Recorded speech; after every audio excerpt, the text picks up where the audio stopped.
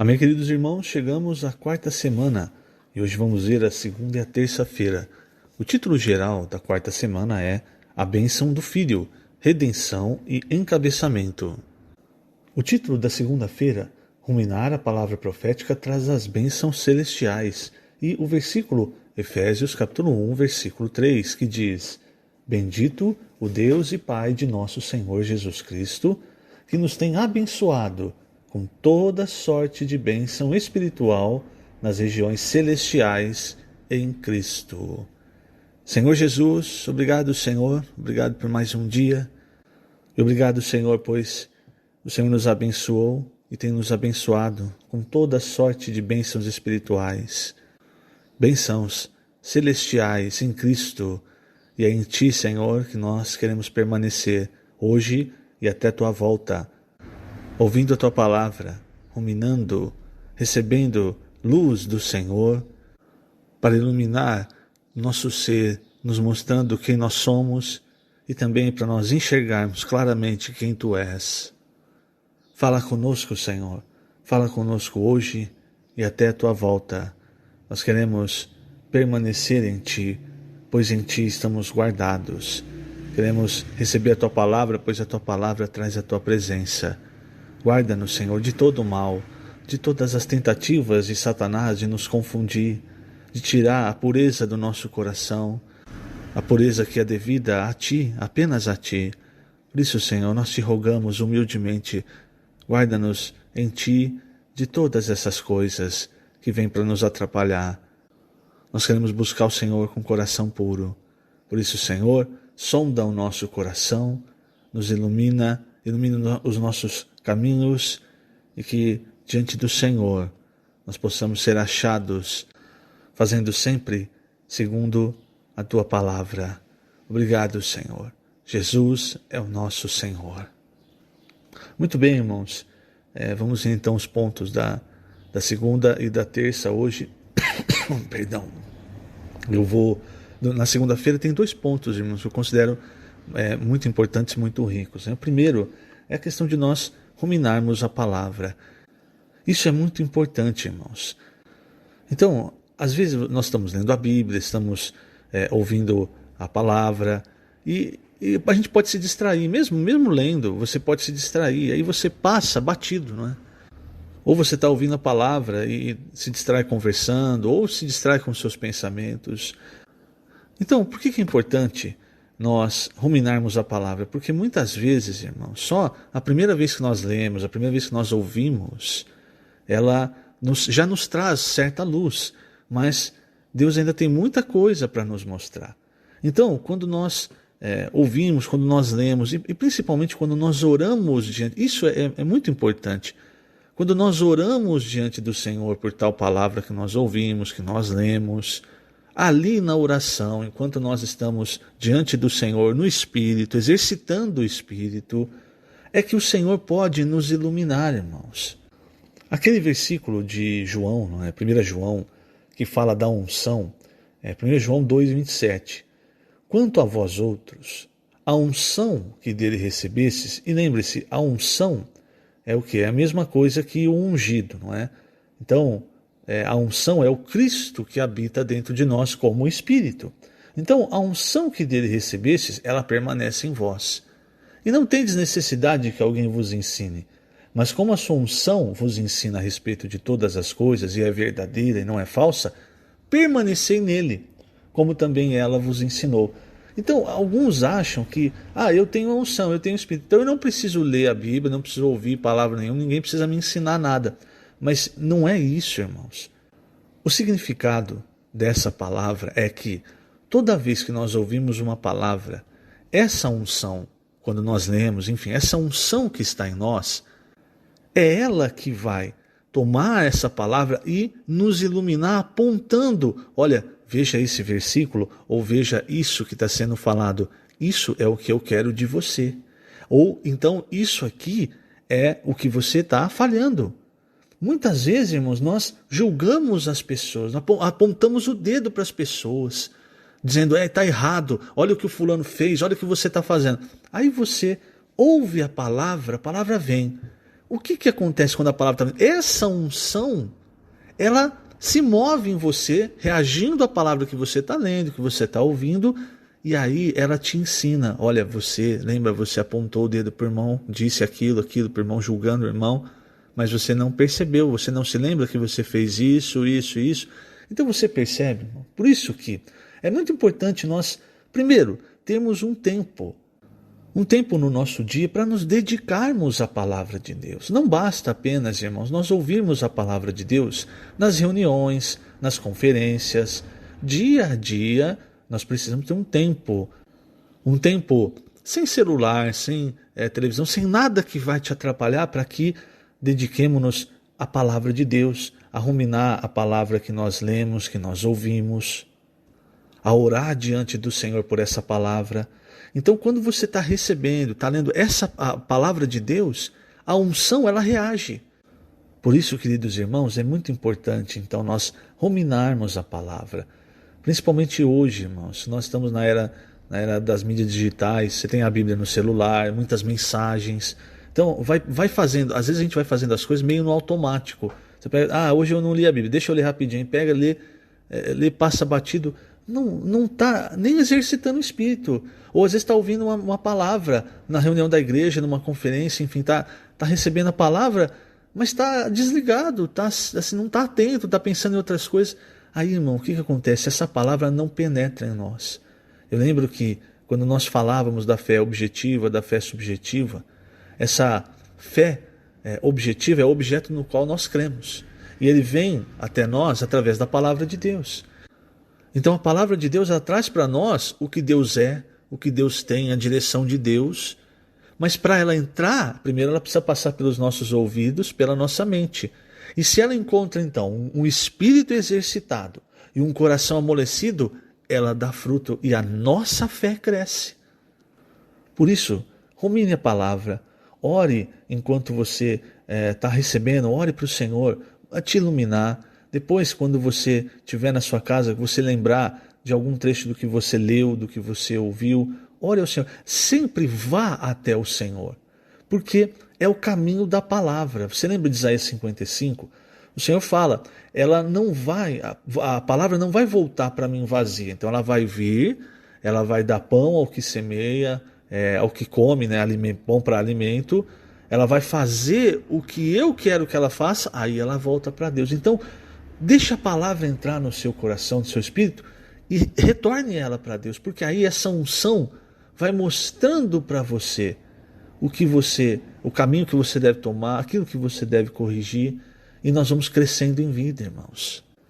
Tem 2 versículos, quando fala da palavra de ruminar, eu me lembro, Efésios 3, versículo 4, Paulo, ele estava falando para os Efésios, ele diz assim, pelo que, quando ledes, podeis compreender o meu discernimento do mistério de Cristo. Você acha, irmãos, que lendo uma vez só, os irmãos conseguiriam compreender tudo aquilo que Paulo estava tentando passar para eles? Tentando passar para eles de forma tão rica, mas também de forma muitas vezes difícil, como o próprio Pedro diz, difícil de entender. Então não dá para ler uma vez só, tem que ruminar. Outro ponto, irmãos, a experiência de Daniel. Daniel, irmãos, era alguém que orava bastante e também alguém que buscava a palavra de Deus. E ele não buscava a palavra de Deus, como eu falei aqui, de uma maneira rápida, de uma maneira... Com toda certeza ele era alguém que lia, relia. Né? Então, Daniel 9, no versículo 2, ele diz o seguinte, no primeiro ano do seu reinado, está falando de Dario, né? No primeiro ano do reinado de Dario, eu, Daniel, olha só, entendi pelos livros que o número de anos de que falara o Senhor ao profeta Jeremias, que haviam de durar as assolações de Jerusalém, eram de 70 anos. Aí, assim que ele, lendo a palavra de Deus, lendo os livros, ele percebeu isso, o que ele fez? Versículo 3, voltei o rosto ao Senhor Deus para o buscar com oração e súplica, com jejum, pano de saco e cinza. Então, é isso que eu disse no começo.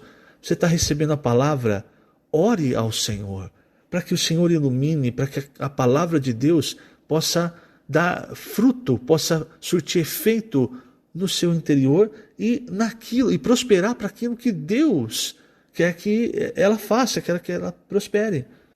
Nós precisamos, irmãos, ter essa prática, a prática de orar, a prática de ruminar a palavra, porque senão, irmãos, ela fica no máximo na nossa mente.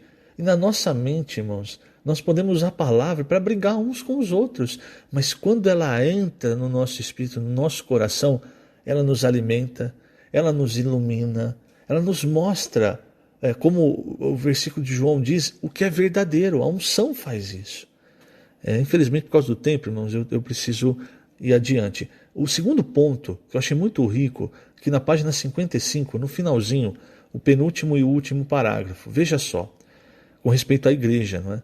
A igreja não é uma coisa qualquer. O final do livro de Mateus nos mostra que também lhe foi dada uma grande comissão, edificar o corpo de Cristo. Portanto, nossa vida cristã não se destina apenas a nos proporcionar alegria ou boa qualidade de vida espiritual, mas resgatar as pessoas das trevas e trazê-las como materiais que comporão a edificação da igreja. Esse é o nosso encargo, nossa missão, fazer parte desse grande empreendimento, a edificação da igreja. Você percebe a importância da igreja na terra? Não estamos aqui de passagem, estamos em uma missão. Embora esteja na terra, a igreja não está ligada às coisas terrenas, mas às celestiais. Deus quer produzir algo celestial na terra por meio da igreja. Por isso, ele também deseja abençoar-nos com toda sorte de bênção espiritual nas regiões celestiais. São essas as bênçãos que Deus preparou para a igreja. Somente com as bênçãos celestiais conseguiremos produzir pela igreja na terra algo do céu. Isso é maravilhoso. Fomos abençoados para, a partir de nós, trazer um pedaço do céu, isto é, da esfera de Deus, à terra. Aleluia. Então veja, irmãos, por que eu preciso então ruminar, desfrutar da palavra? Porque as bênçãos que Deus tem me abençoado, irmãos, que Deus quer me abençoar, Ele já me abençoou e ainda quer continuar me abençoando, elas são celestiais. Elas não são coisas terrenas, exatamente porque elas querem trazer as coisas do céu para a terra. Então, às vezes, a gente tem a visão terrena e muitos cristãos acham que ganhar uma bênção de Deus, Deus abençoar, é abençoar financeiramente. Ou ganhar uma graça é ganhar alguma coisa, alguma cura ou alguma coisa material. Irmãos, Deus, Ele pode nos abençoar com as bênçãos dessa terra e Ele está nos abençoando porque Ele está cuidando de nós. Mas, perdão, irmãos, mas o que Deus quer é trazer o que está no céu para a vida das pessoas. Primeiro para a nossa vida e depois para a vida das pessoas. Do jeito que Ele nos abençoou com as bênçãos celestiais, Ele quer abençoar os seus filhos também e abençoar todos aqueles que Ele escolheu. Por isso, queridos irmãos, vamos desfrutar do que é celestial, porque aí nós vamos nos encher do que é celestial, do que é eterno, vamos edificar a igreja, vamos pregar o evangelho e o Senhor vai voltar. Muito bem, vamos agora então para a terça-feira. Terça-feira o título é Eleitos e Predestinados para um Propósito. E o versículo 1 Pedro 1:2. Eleitos segundo a presciência de Deus Pai, em santificação do Espírito, para a obediência e a aspersão do sangue de Jesus Cristo. Graça e paz vos sejam multiplicadas. Eu quero começar a terça-feira, irmãos, dando continuidade ao que nós vemos no final da segunda-feira. Então, o primeiro e o segundo parágrafo, falam da experiência de edificar a igreja, de servir a Deus, não com o que é terreno e não com o que nós, a nossa capacidade, a nossa inteligência, o nosso emocional, não, mas com aquilo que nós recebemos dos céus. Então, na página 57, o primeiro parágrafo diz: enquanto alguns pregam por aí o chamado Evangelho da Prosperidade, que diz que após crer em Jesus as pessoas ficarão ricas, nós pregamos o Evangelho que exorta as pessoas a viver para fazer a vontade de Deus.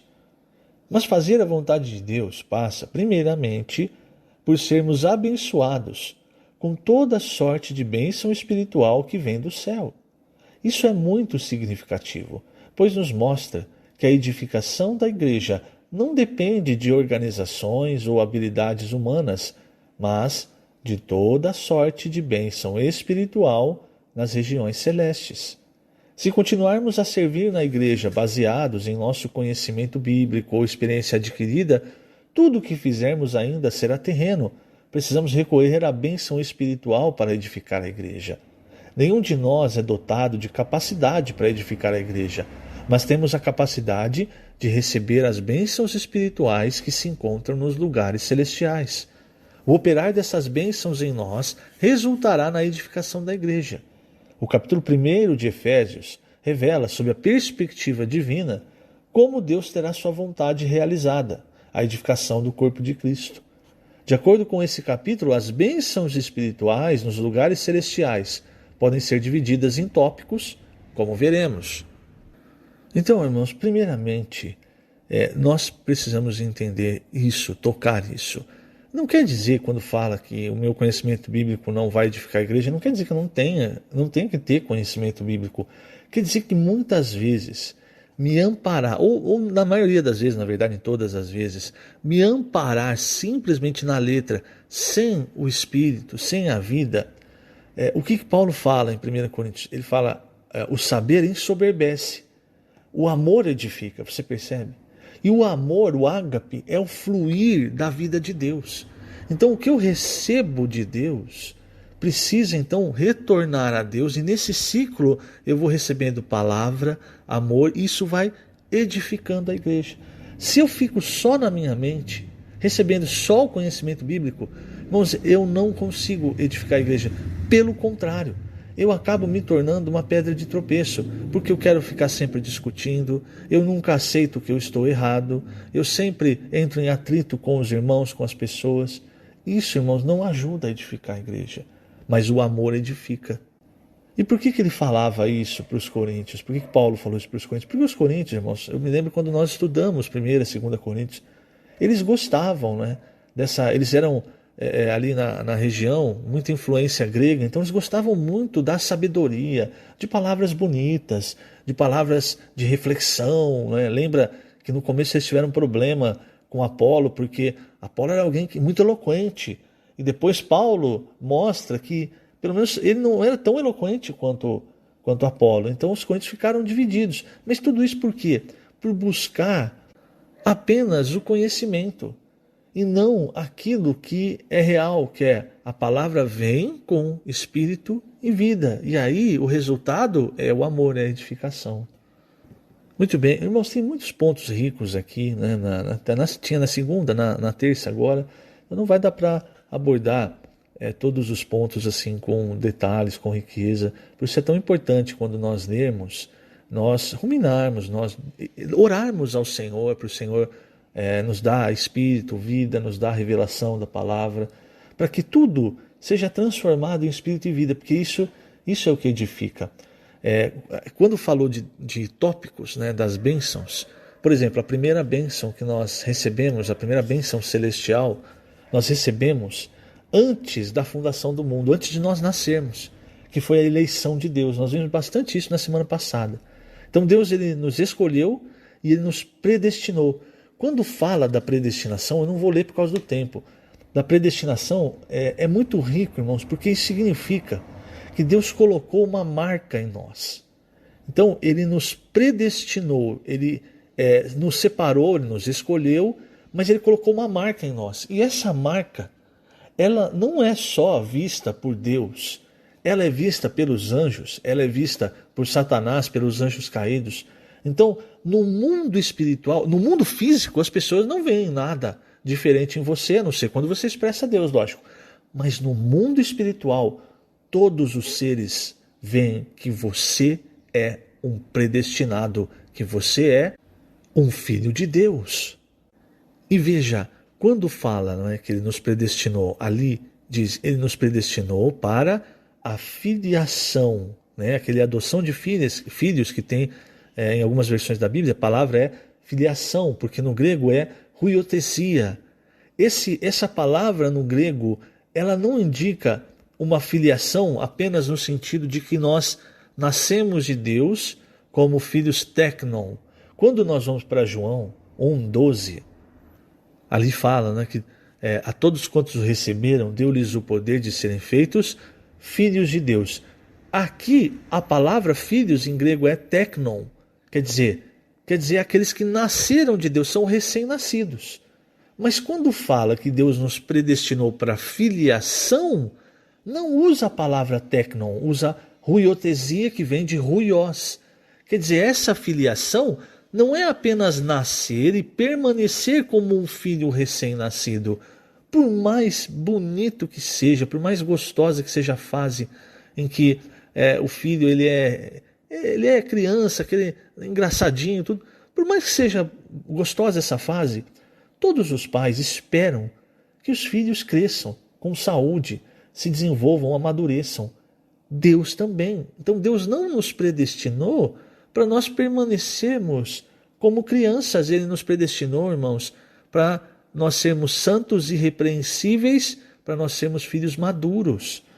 E quando você vai para Romanos 8, essa característica eu acho fantástica. Quando Paulo nos mostra, em Romanos 8, versículo 14, ele diz que todos os que são guiados pelo Espírito de Deus são filhos de Deus. E aqui o filhos é ruios. O que significa? Que quando você cresce, porque normalmente no mundo, quanto mais você cresce, quanto mais você amadurece, vira adulto, você fica mais independente dos pais, não é? Mas espiritualmente é ao contrário. Espiritualmente, quanto mais nós crescemos, mais dependentes de Deus nós ficamos. Então, uma característica do filho maduro é que ele é guiado pelo Espírito de Deus. É o que Paulo fala em 1 Coríntios 2. Ninguém consegue julgar o homem espiritual, mas o homem espiritual julga todas as coisas. O que significa isso? Significa que ele não comete erros? Sim, mas como ele está no Espírito e ele é guiado por Deus, quando ele comete os erros, ele se arrepende, ele se volta ao Senhor, volta a ser guiado pelo Espírito de Deus. Essa é a experiência que todos nós, irmãos, devemos ter. Então, como eu disse, tem muito mais pontos ricos aqui. Infelizmente, por causa do tempo, eu não vou conseguir tocar, mas desfrute. Ore ao Senhor, peça ao Senhor que sempre abra a sua visão. E creia que sempre que você estiver desfrutando da palavra, ruminando a palavra, né, você recebendo a palavra com fé, recebendo a palavra com espírito, a unção que está em você, ela vai responder essa palavra e ela vai guiar. E ela vai mostrar o caminho correto, o caminho não do certo e errado, o caminho da vida. O título da quarta-feira: a glorificação se dá por fazer a vontade do Pai. E o versículo, Colossenses capítulo 1, versículos 11 e 12. Sendo fortalecidos com todo o poder, segundo a força da sua glória, em toda perseverança e longanimidade, com alegria, dando graças ao Pai, que vos fez idôneos à parte que vos cabe da herança dos santos na luz. Muito bem, queridos irmãos, o título da quarta-feira: a glorificação se dá por fazer a vontade do Pai.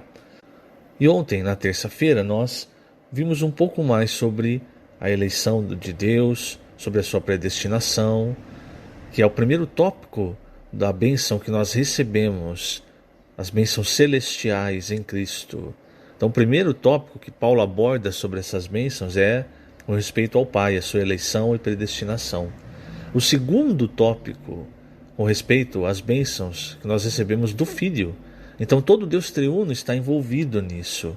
Então, antes de falar da bênção do Filho, do que o Filho fez por nós e nos concedeu, Paulo, no versículo 6, ele diz, eu vou ler primeiro o versículo 5, né, para fazer a ligação.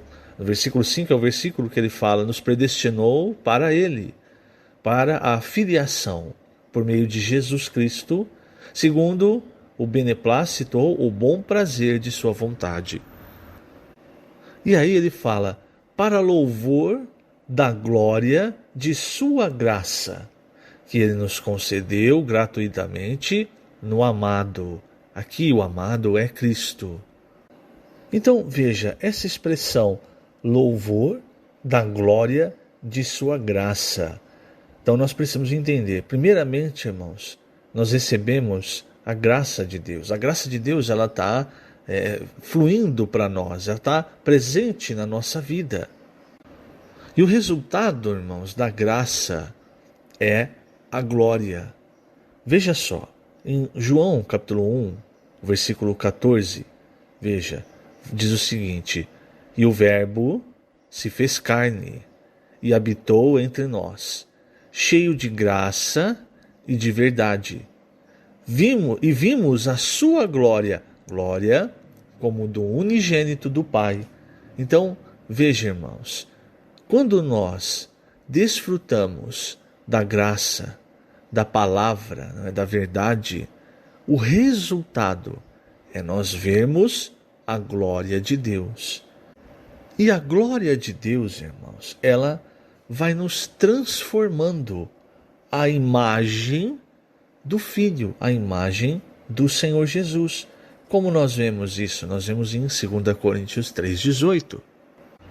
Esse capítulo, o capítulo 3 de Coríntios, 2 Coríntios, é o capítulo que Paulo fala sobre a glória do Antigo Testamento, da Antiga Aliança, e principalmente sobre a glória do ministério da Nova Aliança. Então ele diz que a glória do ministério da Antiga Aliança era uma glória que se desvanecia. Então você deve se lembrar, o que acontecia com Moisés? Moisés, ele subia ao monte, e por estar na presença de Deus, recebendo a palavra de Deus, o rosto de Moisés, ele ficava cheio da glória de Deus. Só que aí quando ele descia, ao passar do tempo, ao ficar longe de Deus, a glória ia se desvanecendo. Então ele até colocava um véu para que os filhos de Israel não vissem que a glória estava se desvanecendo. E por quê? Porque no Antigo Testamento a presença de Deus estava fora de Moisés.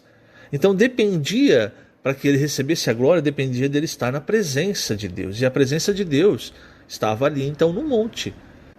Agora, no ministério da Nova Aliança, no Novo Testamento, irmãos, nós não precisamos subir ao monte, nós não precisamos ir a determinado lugar para desfrutar da presença da palavra de Deus. Porque, como o próprio Paulo mostra em Romanos 10, a palavra está perto de nós, ela está no nosso coração. Quer dizer, hoje o Senhor é o Espírito. Então, em qualquer lugar que eu estiver, eu posso desfrutar da presença, da graça, da pessoa do Senhor. Principalmente quando eu estou desfrutando da palavra de Deus. Porque é a palavra de Deus que faz a obra de Deus, que traz para nós a presença de Deus. E aí Paulo lhe diz, ora, o Senhor é o Espírito, no versículo 17 de 2 Coríntios. Em 2 Coríntios 3, e onde está o Espírito do Senhor, aí há liberdade. E por fim, todos nós, com o rosto desvendado, ou seja, sem véus, contemplando, e aqui a tradução correta seria contemplando e refletindo, como por espelho, a glória do Senhor. Somos transformados de glória em glória na sua própria imagem, como pelo Senhor, o Espírito. Você percebe? Quer dizer, ele está dizendo aqui, hoje o Senhor é o Espírito. Você não precisa mais ficar preso a lugares. Como lembra da mulher samaritana que ela falou para você, mas nossos pais dizem que tem que ser aqui, vocês dizem que tem que ser ali. O que o Senhor diz? Você precisa adorar a Deus no Espírito, porque aí no seu Espírito há o Espírito do Senhor e aí há liberdade. Então, irmãos, veja, glória em glória, certo? Se você voltar ali para João, o capítulo 1, o versículo 16, ele diz, porque todos nós temos recebido da sua plenitude e graça sobre graça. E aqui nós vemos, somos transformados de glória em glória. Então o que quer dizer isso, irmãos? Toda vez que nós recebemos o Senhor, a presença do Senhor, a palavra do Senhor, vem a graça. E o resultado de receber a graça, o resultado final é a glorificação. Então, com a graça, nós vemos o Senhor. É um ciclo. Graça, palavra, presença, que resulta na glória. E a glória vai nos transformando à imagem do Filho, o Senhor, o Espírito. Então, quando ele diz, voltando aqui para Efésios, para louvor da glória de sua graça, ele quer dizer, o Senhor está nos dando a sua graça. Essa graça faz-nos desfrutar de tudo que Cristo é, tudo que Cristo tem. E o resultado, e com essa graça vem as bênçãos espirituais nas regiões celestiais em Cristo. E o resultado de desfrutar dessa graça é a glória. Quando nós falamos de glória, irmãos, nós estamos falando do próprio Deus. Como nós vimos ali em João, não é? O Verbo se fez carne, habitou entre nós, cheio de graça, de realidade, ou seja, daquilo que é eterno. E o resultado, nós vimos a sua glória, a glória como do unigênito do Pai.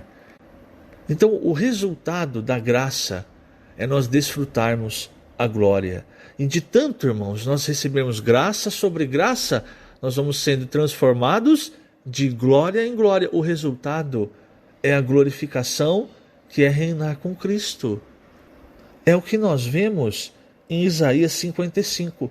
Isaías 55 é um capítulo curto, mas ele começa com a graça. Ele diz, todos vós, os que tendes sede, vinde às águas, e vós, os que não tendes dinheiro, vinde, comprai e comei.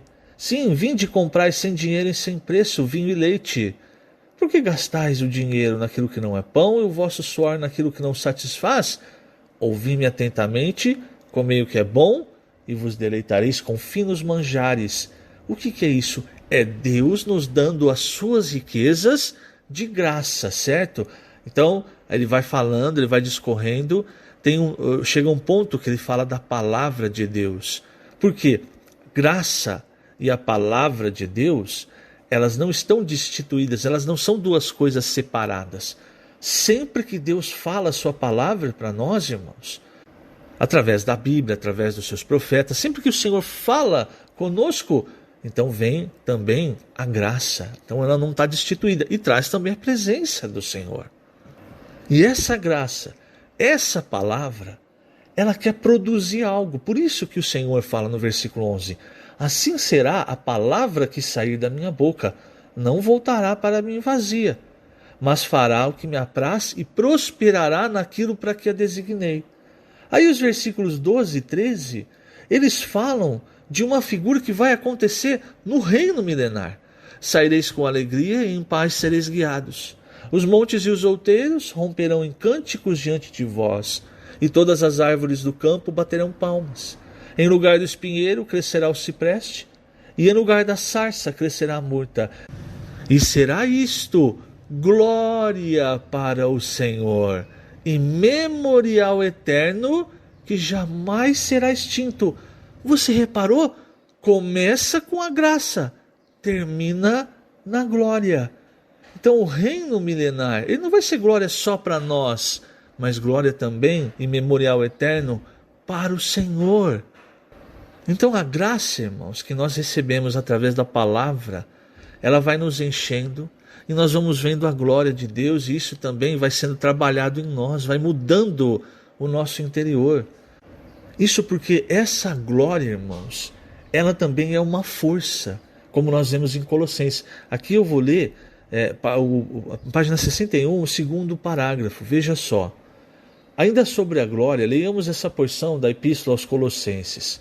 Sendo fortalecidos com todo o poder, segundo a força da sua glória, em toda a perseverança e longanimidade, com alegria, dando graças ao Pai, que vos fez idôneos à parte que vos cabe da herança dos santos na luz.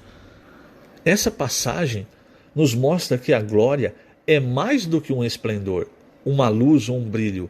Ela tem força e também opera, isto é, trabalha para atingir um resultado, e ainda é capaz de nos fortalecer.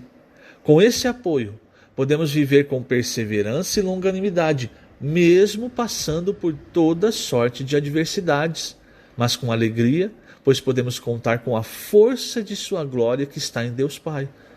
Certa vez Jesus disse ao Pai, João 17,4: Eu te glorifiquei na terra, consumando a obra que me confiaste para fazer. Querido leitor, glorificamos a Deus quando fazemos o que o Senhor nos confiou. Foi-nos confiada a responsabilidade de pregar o Evangelho, resgatar as pessoas do mundo e transferi-las para Cristo. Ao realizar essa missão, glorificamos a Deus fazendo sua vontade. Então você está percebendo a graça, a glória trabalhando, irmãos, para nos transformar e fazendo, operando, para que nós façamos a vontade de Deus, aquilo que Deus nos comissionou. Como nós vimos no começo, nós estamos estudando Efésios, mas lembrando da grande comissão que nós vimos em Mateus, que é pregar o Evangelho, ensinar as pessoas a fazer tudo aquilo que o Senhor nos ensinou. Então isso é importante, irmãos. Em 1 Coríntios, capítulo 15, versículo 10, Paulo, ele fala como a graça trabalhou para que ele servisse ao Senhor. Ele diz assim: mas pela graça de Deus sou o que sou, e a sua graça que me foi concedida não se tornou vã. Olha, irmãos, o que é tornar vã? É jogar fora o que o Senhor tem nos dado. Então o Senhor está nos dando palavra, está nos dando muitas coisas, aí a gente joga fora porque o nosso coração é duro. Então a graça que me foi concedida não se tornou vã. Antes, trabalhei muito mais que todos eles. Todavia, não eu, mas a graça de Deus comigo. Então você vê, quando eu recebo graça, essa graça, ela me faz também servir ao Senhor, e aí eu recebo glória. E essa glória, ela também, irmãos, ela é forte, ela é poderosa, para fazer eu passar por todas as situações de adversidade, situações de tristeza. Às vezes você está sendo massacrado por alguma situação. Creia e receba a graça, porque quando você recebe a graça, você recebe também a glória. É o início, é o fim, e aí você vai sendo transformado, e você, lembre-se, dentro de você tem o poder da glória de Deus. Então o que nós precisamos? Precisamos cada vez mais receber dessa graça, dessa glória. O título da quinta-feira: o operar da glória produz unidade e amor. E o versículo Efésios 1:7, no qual temos a redenção pelo seu sangue, a remissão dos pecados, segundo a riqueza da sua graça. Muito bem, queridos irmãos, nós estávamos falando sobre a glória, não é? Nós vimos o trecho, versículo 6 de Efésios 1, que diz: para louvor da glória de sua graça, que ele nos concedeu gratuitamente no amado. Então ontem nós vimos, irmãos, a graça, nós vimos um pouco sobre a glória. Então a graça, ela nos leva à glorificação. Toda vez que nós recebemos a graça de Deus, irmãos, a glória de Deus também vem, e ela opera em nós, opera no nosso interior de maneira poderosa para nos levar a atingir aquilo que Deus quer. Então, em João 17, o Senhor falou um pouco mais sobre isso. Em João 17, versículo 4, ele disse: eu te glorifiquei na terra, consumando a obra que me confiaste para fazer. Isso é um ponto muito importante, irmãos, porque mostra, toda vez que nós fazemos a obra, ou seja, servimos ao Senhor de acordo com a vontade do Senhor, Deus é glorificado. E aí no versículo 5 de João 17, o Senhor diz: e agora glorifica-me, ó Pai, contigo mesmo. Isso é importante nós entendermos, porque a glória, nós estamos falando da glória, é o próprio Deus. E por que o Senhor falou: glorifica-me, ó Pai, agora contigo mesmo? Então o final do versículo nos mostra: com a glória que eu tive junto de ti antes que houvesse mundo. Quer dizer, o Filho, ele se despiu da glória para que ele viesse em carne e realizasse a sua obra, realizasse a obra de redenção por nós. E a obra do Senhor Jesus, como homem, foi perfeita. E aí no final, irmãos, prestes a ser crucificado, ele fala: agora, ó Pai, eu vou retornar, e agora glorifica-me com a glória que eu tinha antes de ter, entre aspas, descido, não é? E qual a diferença? A diferença é que agora, irmãos, o Senhor, o Filho, ele tinha o elemento humano. Então, o Senhor Jesus levou a humanidade para a glória de Deus. Agora, o Senhor não fez isso de maneira isolada. Lembre-se, o que eu quero dizer assim, ele não fez para que apenas ele fosse glorificado. É isso que é muito rico, irmãos, no nosso Deus. O nosso Deus, irmãos, ele quer dividir tudo o que ele tem conosco. Então, o Senhor Jesus era o Filho unigênito, mas após a sua ressurreição, sua morte e ressurreição, ele se tornou o Filho primogênito, ou seja, ele dividiu a filiação conosco, porque essa era a vontade do Pai. Então ele foi o primeiro homem a ser glorificado. E o que ele fez, o que ele tem feito agora? Trabalhado para a nossa glorificação. Eu vou ler aqui o terceiro parágrafo, irmãos, da página 62 do Alimento Diário, porque nos mostra esse sentimento do Senhor de que não apenas ele seria glorificado, mas também nós. E mostra também o resultado de nós recebermos a glória. Veja a página 62. O objetivo final da vontade de Deus é nos inserir na glória do Pai, unindo a igreja com o Filho, para que todos sejam um. O Pai no Filho, o Filho no Pai e a igreja em Deus, a fim de que sejamos aperfeiçoados na unidade por meio do trabalho da glória. A glória do Pai tem por objetivo produzir a unidade entre os filhos de Deus, a qual diz respeito também à edificação da igreja. Quanto mais a glória opera em nós, mais a unidade é gerada. Aí nós vemos os versículos 21 a 24 de João 17. A fim de que todos sejam um. E como és tu, ó Pai, em mim, e eu em ti, também sejam eles em nós, para que o mundo creia que tu me enviastes. Veja, irmãos, nós pregamos o Evangelho, não é? Mas a força, o poder do Evangelho está também na nossa unidade. Aqui é muito claro que a unidade que o Senhor fala, primeiramente, é a unidade que havia entre o Pai e o Filho. Essa unidade que ele quer nos conduzir com a sua glória.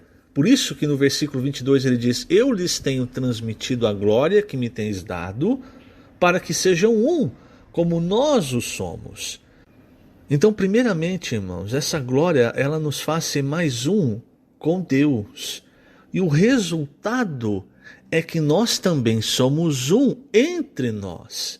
Se há problemas entre nós, irmãos, isso pode ser, na verdade, o resultado da nossa comunhão com o Senhor estar ruim, ou seja, de nós não estarmos recebendo graça e, por conseguinte, não estarmos recebendo a glória. E a glória, irmãos, ela vem através da palavra. Veja, por exemplo, aqui o Senhor fala: eu lhes tenho transmitido a glória que me tens dado, certo? Versículo 22. No versículo 8, ele fala algo semelhante, mas ao invés de usar a palavra glória, ele usa a palavra. Então ele diz, versículo 8, porque eu lhes tenho transmitido as palavras que me deste. Veja, irmãos.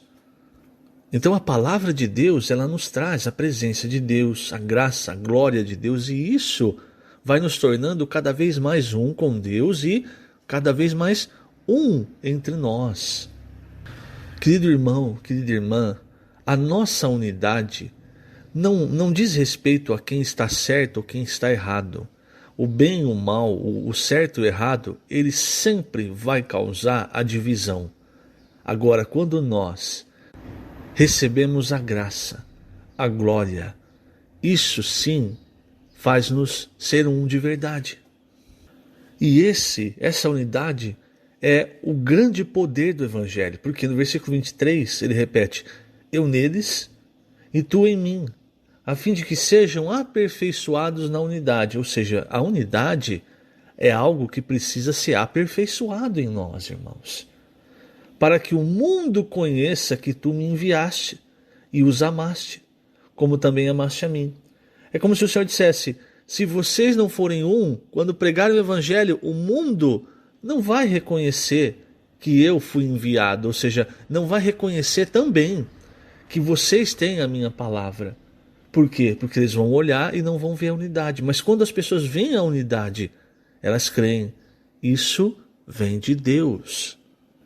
E quanto mais, irmãos, nós recebemos da graça e da glória de Deus, mais nós conhecemos a Deus.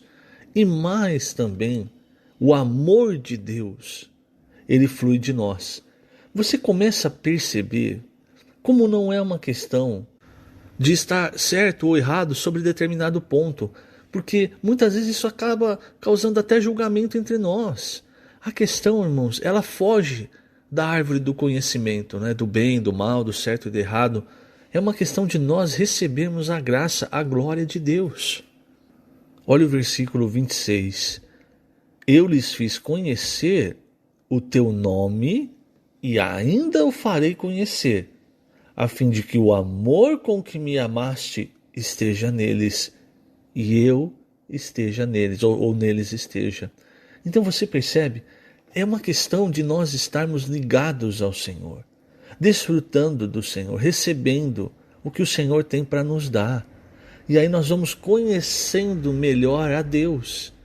E lógico, também o resultado é nós conhecermos mais a nós mesmos. E quanto mais, irmãos, nós conhecemos a nós mesmos, com mais medo nós ficamos de nós mesmos.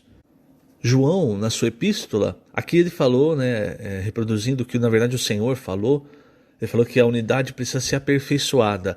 Na sua epístola, João falou que o amor também precisa ser aperfeiçoado em nós. Então você percebe, nós estamos hoje nesse grande aperfeiçoamento. E é muito importante, irmãos, cada dia nós estarmos ligados ao Senhor, recebendo, desfrutando a palavra, ruminando a palavra, para que o Senhor fale conosco. Isso é muito importante. E para finalizar, irmãos, na página 63, eu quero ler o último parágrafo. E aí ele entra no versículo 7. O versículo 7 de Efésios 1, falando da redenção. Então, página 63, último parágrafo. Jesus Cristo é o Filho amado de Deus, conforme o próprio Pai declarou em seu batismo, quando se ouviu uma voz do céu que dizia: este é o meu Filho amado em quem me comprazo. Isso é Mateus 3,17. Posteriormente, quando estava no Monte da Transfiguração, novamente uma voz do céu proclamou: este é o meu Filho amado em quem me comprazo, a ele ouvi. Fomos escolhidos para receber gratuitamente essa graça no amado Filho de Deus, no qual temos a redenção pelo seu sangue, a remissão dos pecados, segundo a riqueza da sua graça. Precisamos dar-nos conta de que, se não fosse a redenção realizada pelo Filho de Deus, jamais teríamos acesso às bênçãos espirituais nos lugares celestiais. Sem ela, permaneceríamos no pecado, mas pelo derramamento do sangue de Jesus na cruz, obtivemos o perdão de nossos pecados. Sem esse perdão, estaríamos numa enrascada, pois Deus não poderia abençoar-nos, mas pelo fato de ter derramado seu sangue na cruz em nosso favor, o Filho realizou eterna redenção. Sendo assim, a redenção propiciou a base para Deus perdoar nossas ofensas, a fim de nos justificar. Romanos 5, 18 e 19 diz: pois assim como por uma só ofensa veio o juízo sobre todos os homens para condenação, assim também por um só ato de justiça veio a graça sobre todos os homens para a justificação que dá vida. Porque como pela desobediência de um só homem muitos se tornaram pecadores, assim também por meio da obediência de um só, muitos se tornarão justos. Nossos pecados foram perdoados e Deus nos justificou. Essa é a justiça que decorre da fé. Bastou-nos crer e fomos justificados. Então, irmãos, veja, o Deus que nos escolheu antes da fundação do mundo, ele viu toda a nossa vida. Ele já sabia do que ia acontecer com relação ao pecado. E ele viu toda a nossa vida, e ele viu todos os nossos erros, irmãos. E mesmo assim ele nos escolheu, No tempo, então, nós recebemos a palavra e pela fé nós cremos. E nós fomos justificados, irmãos, por causa da obra de redenção do Filho. Veja o trabalhar do Deus triuno. Hoje, irmãos, o Senhor olha para nós e vê, como diz Isaías, o penoso fruto do seu trabalho. E qual o resultado? Ele fica satisfeito. Então, irmãos, veja quantas bênçãos nós recebemos e temos recebido. Quanto mais nós estivermos ligados ao Senhor, conectados ao Senhor, recebendo a palavra, recebendo da graça, da presença do Senhor, mais nós vamos conhecendo o Senhor e também mais nós vamos conhecendo a riqueza da graça que o apóstolo Paulo fala no livro de Efésios. Você nota que o apóstolo Paulo, irmãos, ele coloca muitos adjetivos. Então ele fala da suprema grandeza, da força do seu poder. Por quê, irmãos? Porque o apóstolo Paulo foi alguém que desfrutou muito do Senhor. E ele sabia, faltava, tanto no grego quanto em qualquer língua, falta adjetivos para expressar a riqueza do que o Senhor fez por nós. Então você vai ver o livro de Efésios, está cheio de adjetivo. É Paulo tentando, de alguma forma, expressar a riqueza do que o Senhor fez por nós. Aí às vezes a gente bate o olho e não entende. Por quê? Porque ainda nos falta experimentar essa riqueza. Aí quando nós experimentamos, nós começamos a entender, entre aspas, a linguagem do apóstolo Paulo, que o apóstolo Paulo usa, esses muitos adjetivos, porque nós percebemos, irmãos, quão rico é o que o Senhor fez por nós, quão rico é o que o Senhor tem feito, tem nos dado. O título da sexta-feira, Cristo, a sabedoria e a prudência de Deus. E o versículo, Efésios 1:9, desvendando-nos o mistério da sua vontade, segundo o seu beneplácito que propusera em Cristo. Muito bem, queridos irmãos, o título hoje, Cristo, a sabedoria e a prudência de Deus. Então ontem nós começamos a ver a questão da bênção relativa à obra do Filho, não é? Então em Efésios 1, versículo 7, falando do Senhor, né, da obra do Senhor, do amado, Paulo diz, no qual temos a redenção pelo seu sangue, a remissão dos pecados, segundo a riqueza da sua graça. Então a obra de redenção, irmãos, a morte do Senhor, ela foi para redimir os nossos pecados, para lavar os nossos pecados. Nós nascemos de novo pela água. Lembra? O Senhor fala em João 3, tem que nascer do alto, nascer da água e do Espírito. Essa água é a água que sai do lado do Senhor, representando a vida de Deus. Mas é a morte do Senhor, o sangue que fluiu, que lavou os nossos pecados e nos permitiu então estar justificados diante de Deus. E aqui no começo de Efésios, irmãos, uma palavra se repete várias vezes, a palavra graça. Então aqui no final do versículo 7, quando ele falou da redenção, Paulo diz, segundo a riqueza da sua graça, que Deus, aí o versículo 8, derramou abundantemente sobre nós em toda sabedoria e prudência. Veja, só quem desfrutou e desfruta da graça abundante de Deus é que pode dizer, segundo a riqueza da sua graça. Quando nós não desfrutamos da graça de Deus, ela é simplesmente mais uma palavra na Bíblia. Mas quando nós tocamos, irmãos, tudo que o Senhor fez e nos deu abundantemente segundo a sua graça, não é? Nós percebemos, quando nós percebemos isso, nós desfrutamos isso, aí nós falamos igual Paulo, segundo a riqueza da sua graça, porque nós damos valor, irmãos. O grande problema hoje no meio cristão é que, infelizmente, muitos estão olhando apenas para as coisas materiais e não estão dando valor para a abundante e rica graça de Deus. E veja, aqui ele fala no versículo 8, que foi derramada abundantemente sobre nós em toda sabedoria e prudência. Isso, irmãos, é muito importante, principalmente após a queda. Antes da queda, você não precisava, o homem ele não precisava da redenção e ele não precisava de prudência, não é? Porque ele não tinha o pecado em si. Mas principalmente após a queda, irmãos, aí nós vemos a prudência em vários trechos da Bíblia. Por exemplo, em Mateus 25, fala de 10 virgens. Nós sabemos isso diz respeito ao povo de Deus. Mas 5 virgens eram prudentes e 5 virgens eram nécias. É interessante porque o contrário de nécia seria uma pessoa sábia, não é? Agora, não diz virgem nécia e virgem sábia.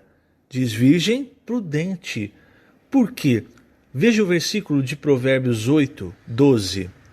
Eu, a sabedoria, habito com a prudência e disponho de conhecimentos e de conselhos.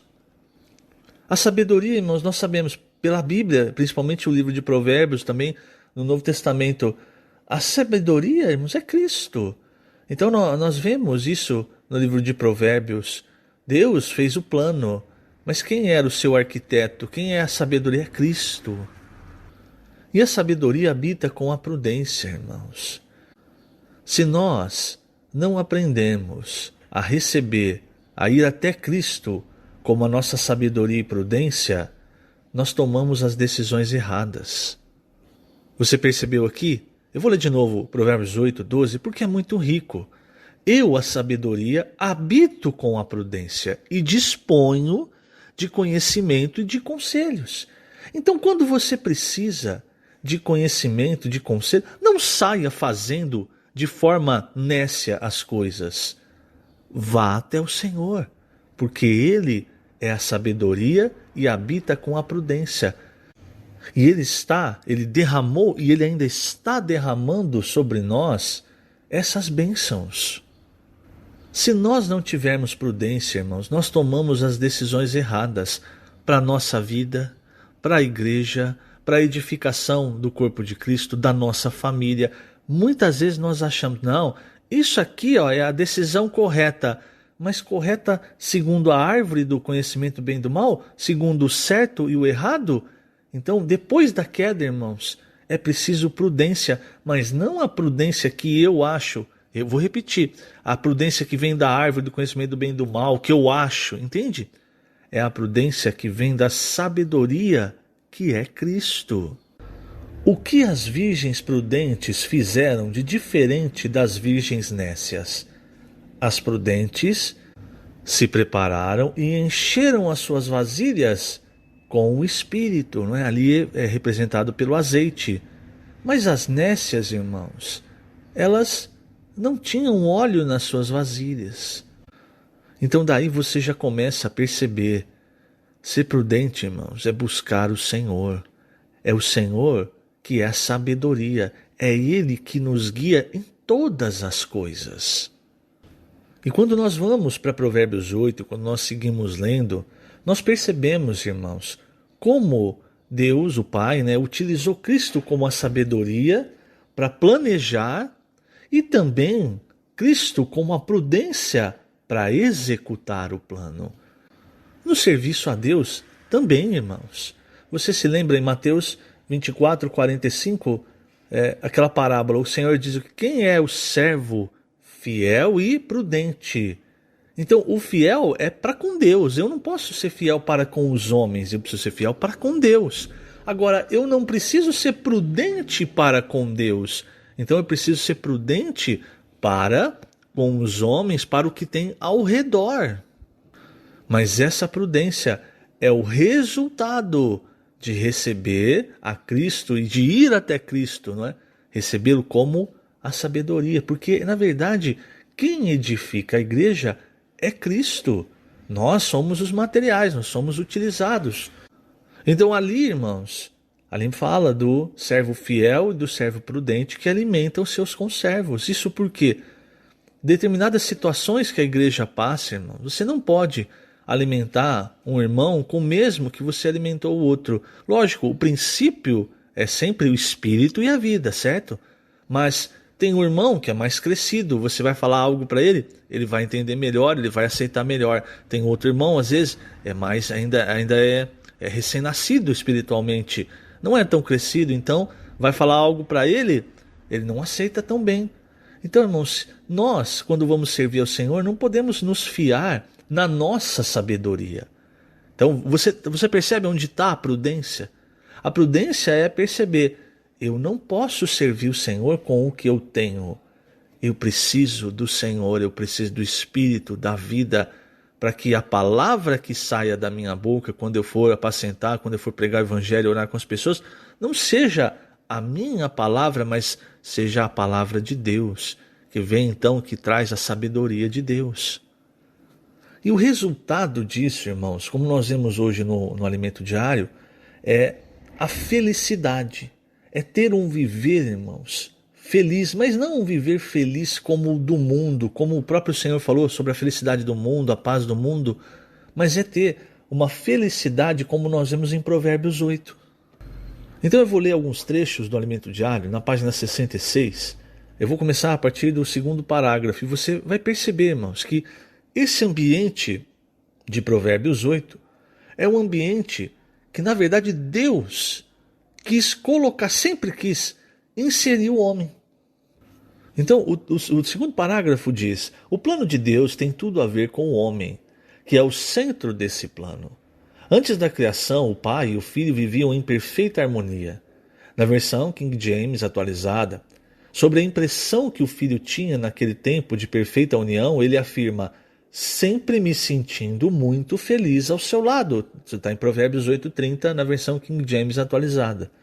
Por que o filho era tão feliz ao lado do pai?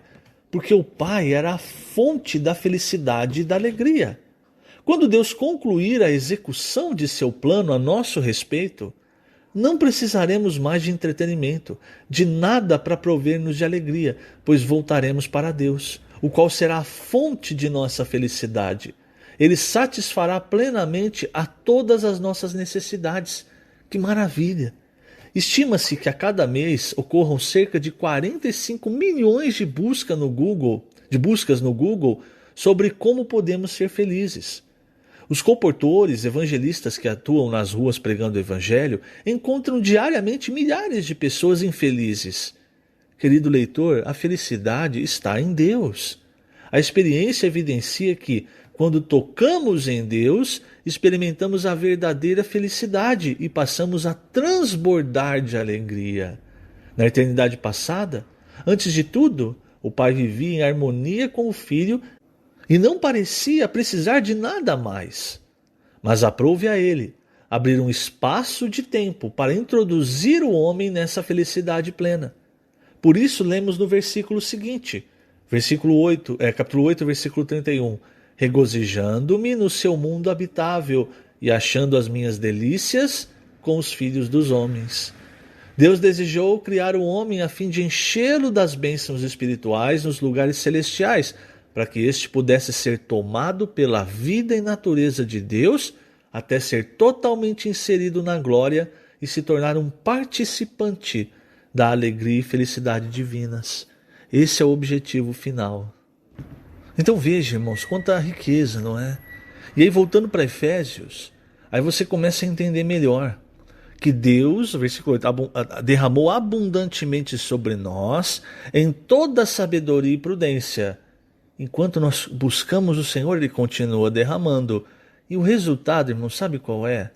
Nós vamos conhecendo cada vez mais o mistério da sua vontade. Porque aí o versículo 9 diz, desvendando-nos o mistério da sua vontade, segundo o seu beneplácito, ou seja, o seu bom prazer que propusera em Cristo.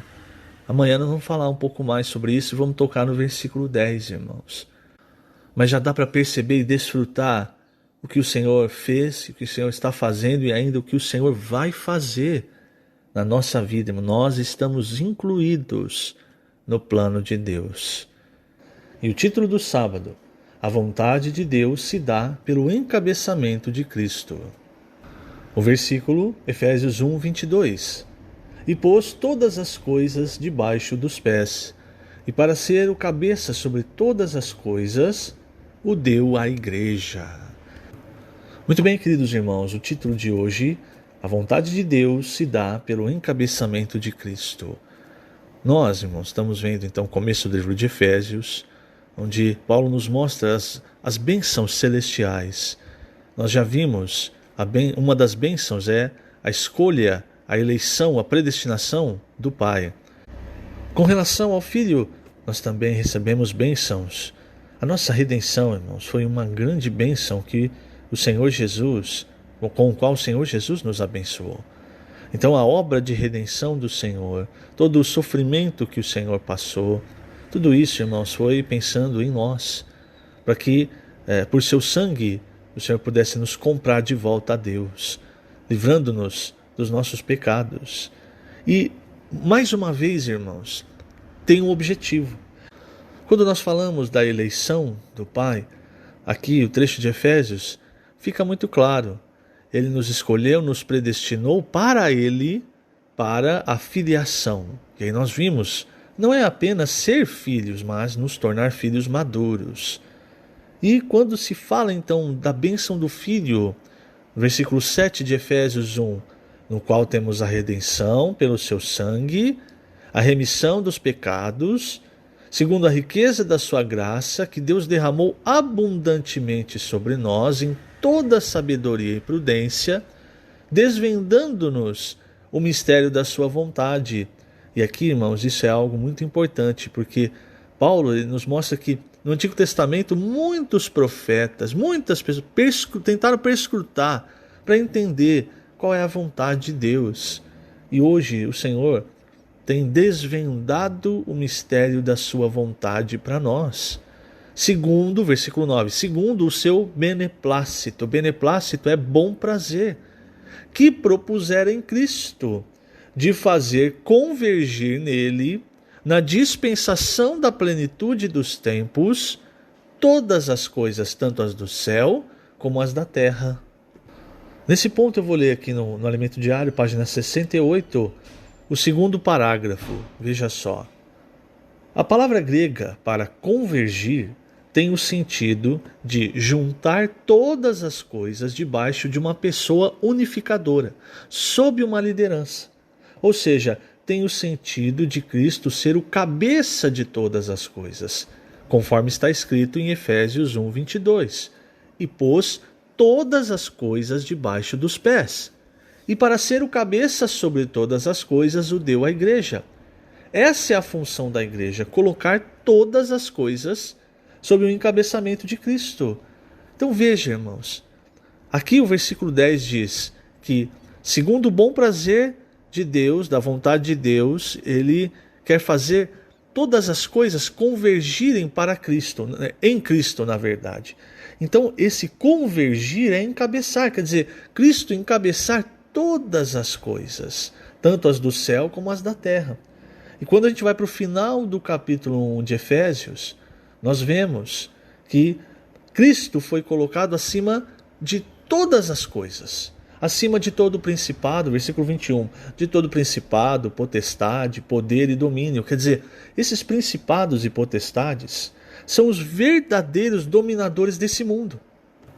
Então, por trás de cada nação, as nações têm os seus governantes, mas por trás das nações, quem governa de verdade é Satanás através dos principados e das potestades, dos poderes celestiais do império das trevas.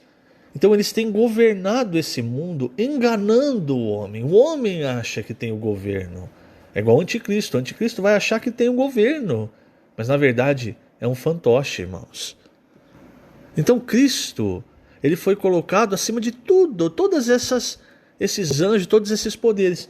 Aí você pode falar, mas ele já, como ele é Deus, ele é o Filho, ele já não estava acima de tudo isso? Mas não se esqueça, irmãos, ele se tornou um homem. Então, como o homem, Cristo foi colocado acima de tudo isso. É como nós dizemos, hoje há um homem na glória. Isso é extremamente importante, irmãos. Por quê? Veja, Satanás, antes, no mundo de outrora, era Satanás quem detinha a autoridade, o governo, sobre a criação de Deus. Mas no desejo de Deus, no coração de Deus, não era que Satanás Lúcifer, né, permanecesse com esse cargo. No coração de Deus, irmãos, havia o homem. O homem seria aquele que governaria por Deus. Em determinado momento, irmãos, Satanás, ele se rebelou e ele quis ser igual a Deus. Na verdade, se você observar, o que ele quis? Ele quis a posição de Cristo. A posição do Filho, porque é através do Filho que Deus faz todas as coisas. Então, Satanás achava que ele seria o mediador entre o Criador e a criatura. Em sua rebelião, irmãos, nós sabemos, Satanás, ele levou 1/3 dos anjos, que fazem parte hoje do seu exército, são os principados, as potestades, e ele também levou consigo na sua rebelião as criaturas que haviam nessa terra, as criaturas pré-adâmicas, que hoje são os demônios. Mas não só isso, irmãos. Depois, quando o homem foi criado, ele enganou Eva comeu do fruto, deu ao seu marido, ou seja, ele corrompeu o homem, entrou no homem a natureza satânica. O resultado foi que o homem se desconectou de Deus. E aí deu muita brecha para Satanás, então, através de mentira, de usurpação, de enganação, governar essa terra através do homem.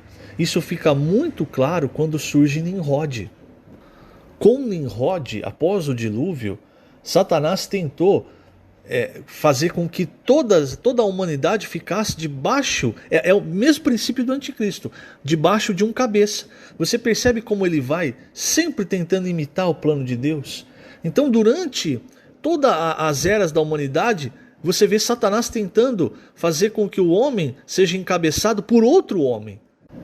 Você vê isso, começa a ver isso com Nimrod e vai vendo por todas as eras da humanidade. E vai culminar no anticristo. Sempre tentando, irmãos, imitar o que Deus quer fazer, ou seja, nos fazer ser encabeçados por Cristo. Mas com Satanás é na base da mentira, da enganação. Hoje a situação do mundo é como nós vemos no Salmo 2. Quando nós lemos o Salmo 2, o que nós vemos nos primeiros versículos? Por que se enfurecem os gentios e os povos imaginam coisas vãs? Paulo fala em Efésios 4, ele fala para nós não andarmos como os gentios na vaidade dos pensamentos. Os reis da terra se levantam e os príncipes conspiram contra o Senhor e contra o seu ungido, dizendo: rompamos os seus laços e sacudamos de nós as suas algemas. Esses reis da terra, irmãos, não achem que são simplesmente os governantes. Isso aí é potestade e principado tentando cada vez mais desconectar o homem de Deus e colocar o homem debaixo do governo de um outro homem, porque aí eles conseguem governar a humanidade por meio do engano. Esse mundo, irmãos, foi feito por Satanás. Quando eu falo do mundo, eu falo cosmos. Foi feito por Satanás para enganar o homem e deixar o homem debaixo do governo humano, debaixo do governo do mundo e assim debaixo do império das trevas. Agora, como é que o Salmo 2 continua? Ele diz, vou ler a partir do versículo 6. Eu, porém, constituí o meu rei sobre o meu santo monte Sião. Proclamarei o decreto do Senhor. Ele me disse, tu és meu filho, eu hoje te gerei. Pede-me e eu te darei as nações por herança e as extremidades da terra por tua possessão. Com vara de ferro as regerás e as despedaçarás como um vaso de oleiro. Isso aqui se refere a Cristo. Então você está percebendo, querido irmão? Então no plano de Deus, Cristo encabeçar todas as coisas. Aí quando a gente volta para Efésios, tem um trecho muito importante. Olha só o versículo 22. E pôs todas as coisas debaixo dos pés de Cristo. E, para ser o cabeça sobre todas as coisas, o deu à igreja. Então você percebe como Cristo vai encabeçar todas as coisas? Através da igreja. Por isso é muito importante, primeiramente, nós sermos encabeçados por Cristo. Aí eu faço a seguinte pergunta, eu sempre faço essa pergunta para mim mesmo. nas minhas decisões, né? Quem toma as minhas decisões? Eu mesmo, sobre o que eu acho que é importante para minha família, ou eu consulto o Senhor para que Ele guie o meu caminho, guie os meus passos? Lembra do versículo que nós lemos ontem de Provérbios 8? Se eu não me engano é 8:12, que fala da sabedoria, da prudência e que ele tem conselhos. Cristo, irmãos, o Senhor, ele viveu aqui 33 anos e meio. E ele começou o seu ministério com 30 anos. Muitas vezes eu pensei, mas por que o Senhor então já não veio aqui para essa terra com 30 anos, já começou o seu ministério e poupou o seu tempo? É porque Deus quis ter a experiência completa, irmãos. Porque através da experiência completa de ser um homem, de ser um ser humano, nascendo, sendo pobre, extremamente pobre, trabalhando, sofrendo e tendo a morte que ele teve, através dessas experiências, hoje ele sabe o que é a natureza humana, hoje ele pode, irmãos, nos guiar, nos aconselhar ao caminho que ele trilhou, o caminho para a glória. Então veja, irmãos, como é maravilhoso. Nós, os seres humanos, nós somos muito hipócritas. O ser humano tende a ser. Você pega, por exemplo, aquele trecho de Mateus, quando o Senhor fala dos fariseus, o que ele fala? Que eles impõem peso sobre os homens, mas eles mesmos não tocam nem com o dedo aquilo que eles estão falando para os homens fazerem. Agora, com Deus é diferente. Ele falou, eu vou encabeçar o homem, certo? Então eu vou vir aqui e conhecer na pele o que é ser um homem. E aí então eu vou encabeçá-los à glória. Esse é o nosso Deus. Para finalizar o sábado, irmãos, eu vou ler na página 70 o penúltimo parágrafo. Diz assim: Cristo morreu por nós e, como vimos, quando Deus o ressuscitou, foi glorificado e colocado à direita do trono de Deus nos lugares celestiais, de onde Deus deseja abençoar-nos com toda sorte de bênção. Os lugares celestiais ficam acima de todo principado e potestade, poder e domínio e de todo nome que se possa referir não só no presente século, mas também no vindouro. Isso significa que Cristo, após ter passado por tantas dificuldades na terra como homem, sofrendo perseguições, injúrias e injustiças, foi aprovado por Deus e também elevado a uma posição de autoridade acima de qualquer poder. Os principados e potestades são os poderes angelicais, mas Deus está acima de todos eles. Versículo 22. E pôs todas as coisas debaixo dos pés, e para ser o cabeça sobre todas as coisas o deu à igreja.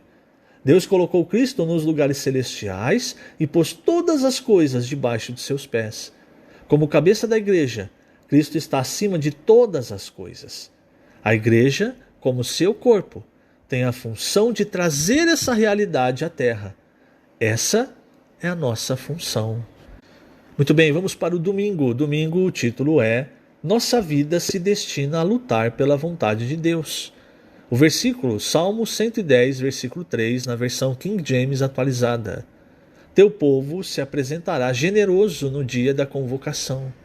Nos montes santos, mais numerosos do que gotas de orvalho no seio da aurora, tu terás teus exércitos de jovens santos. Esse versículo, irmãos, junto com o título do domingo, que é Nossa vida se destina a lutar pela vontade de Deus, ele nos mostra, irmãos, que hoje nós estamos decidindo o nosso futuro, mas não o nosso futuro nessa terra. Porque às vezes, irmãos, nós somos tão valentes em lutar pelas nossas coisas, não é? Lutar pela nossa subsistência, por melhorar, por ter um status nesse mundo. E somos tão covardes em nos apossar das coisas espirituais, das bênçãos espirituais, de negar a nós mesmos, de buscar o Senhor, para nós sermos vencedores, irmãos, para nós servirmos ao Senhor, sermos úteis ao Senhor aqui, de acordo com a vontade do Senhor. Então, nós estamos decidindo o nosso futuro, pelo menos, porque a eternidade já está decidida, mas pelo menos para os próximos 1000 anos, irmãos. Fazer parte do exército de Deus, de ser esses jovens santos, não quer dizer que você vai lutar contra as pessoas, mas você vai lutar na posição em que Deus te colocou, sendo encabeçado por Cristo, primeiramente contra você mesmo. É como Paulo fala em 1 Coríntios 9, eu esmurro o meu corpo, quer dizer, eu reduzo a escravidão para eu mesmo não ser desqualificado, quer dizer, ele não faz a sua vontade, aquilo que simplesmente a sua carne, o seu ego mandam. Pelo contrário, muitas vezes é preciso, eu não estou falando fisicamente, literalmente, né? Esmurrar o corpo no sentido de não deixar a sua vontade, o seu ego, a sua carne dominar. E principalmente, irmãos, a luta é contra os principados e potestades. Como nós lutamos? Pregando o evangelho, cuidando das pessoas, falando a palavra de Deus para as pessoas. Irmãos, é muito fácil para Satanás, para esses anjos, através da nossa mente, né? Quando nós estamos na nossa mente, no nosso natural, eles nos enganarem. Às vezes a gente acha, não, eu detenho a verdade, eu conheço a verdade, mas nós estamos na mente, aí na mente o terreno é propício a Satanás. Então por isso que é uma luta. Eu preciso lutar primeiramente contra mim mesmo e depois lutar a favor dos irmãos, a favor na pregação do evangelho, para trazer as pessoas, tirar as pessoas do reino, do império das trevas, para trazer as pessoas para o reino de Deus. Então essa é a nossa luta, irmãos, é isso o que vai fazer de nós vencedores, o que vai decidir o nosso milênio. Deus não vai mudar o seu plano, Ele jamais mudou o seu plano. Então as coisas foram acontecendo e pela soberania de Deus, irmãos, Deus ele foi sempre avançando com o seu plano. Falando em plano, né, na economia de Deus, eu quero ler aqui na página 71, a partir do último parágrafo, vai falar um pouco mais sobre isso. Vemos que o desejo de Deus é o de fazer convergir nele, aqui eu estou lendo Efésios 1:10, o de fazer convergir nele, na dispensação da plenitude dos tempos, todas as coisas, tanto as do céu como as da terra. A palavra dispensação no grego é oikonomia, que se relaciona com o plano de Deus e inclui a escolha e a predestinação do Pai e a redenção e o encabeçamento do Filho. Tudo isso partiu da vontade de Deus. O Filho planejou, executou e está executando a vontade de Deus. Desde a criação, Deus contou com a ajuda do Filho, que trouxe à existência o homem na janela do tempo para cumprir a sua vontade. Embora Deus não tenha limitação de tempo, Ele criou e colocou o homem nessa janela. Mas qual a finalidade do tempo? Ele foi criado para que o homem viesse ao mundo. Não adianta, nem vale a pena o homem se esforçar para viajar para outros planetas, pois a vontade de Deus será cumprida aqui, na Terra. O tempo tem início e fim, e nós vivemos limitados por ele. Porém, Deus também colocou no coração do homem a eternidade, o que é muito significativo. Embora vivamos no tempo, em nós há algo que clama por aquilo que é eterno e que se relaciona com a vontade de Deus. Essa é a razão de nossa existência, executar a vontade eterna de Deus. Deus deseja obter no tempo, com base neste corpo terreno, algo eterno, espiritual, divino e celestial. Para Deus nós somos como casulos, onde Ele gesta algo divino, celestial e espiritual. Portanto, o tempo serve para essa finalidade. Concluiremos com uma passagem do capítulo 8 de Romanos. Porque para mim, tenho por certo que os sofrimentos do tempo presente não podem ser comparados com a glória a ser revelada em nós. Eu li o versículo 18 de Romanos 8. O que está sendo gestado em nós tem a ver com a glória. A ardente expectativa da criação, versículo 19, aguarda a revelação dos filhos de Deus. Quando esse processo de gestação terminar, os filhos maduros de Deus serão revelados. Esse será o momento em que Deus e o homem poderão viver unidos para sempre, e o tempo terá atendido a sua utilidade, pois após o milênio, que será o reinado de Cristo e seus vencedores na terra por 1000 anos, nós seremos inseridos na eternidade. Querido leitor, todo esse processo traz consigo dores, mas no final terá valido a pena, pois todos nós, após termos nosso espírito e alma enchidos de glória, também seremos glorificados em nosso corpo. Seremos completamente inseridos na glória do Pai e viveremos essa glória com Ele. Amém. Isso, irmãos, é o que o Senhor nos reserva. Para isso, nós vamos precisar lutar Como diz aqui, irmãos, o fim da nossa fé, Pedro diz, né? O fim da vossa fé é a salvação da vossa alma. Então hoje nós lutamos para salvar nossa alma.